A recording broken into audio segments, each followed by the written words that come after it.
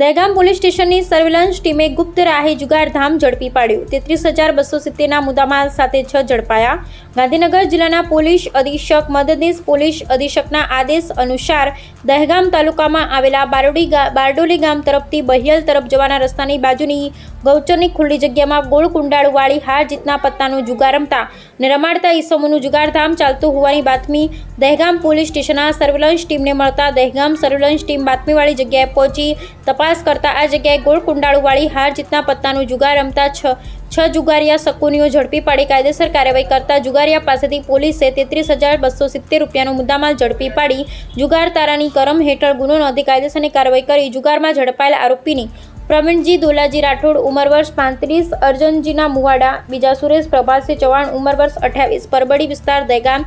ખોડશી ચેહરસિંહ ચૌહાણ ઉંમર વર્ષ 40, દોડિયાના ઈશનપુર કુંવરસિંહ હિંમતસિંહ ઝાલા ઉંમર વર્ષ 50, નાની બારડોલી, માલાજી ગાભાજી ઠાકોર ઉંમર વર્ષ 50, નાની બારડોલી, રજની ભીખાભાઈ પંચાલ ઉંમર વર્ષ 28, ઈશનપુર ડોડિયા સહિતનાઓની અંગ ઝડપી લેતા 6 આરોપીઓ પાસેથી ગંજી પાનના ₹300 કુલ મળી કે ₹33,270 જેટલો મુદ્દામાલ કબજે કરી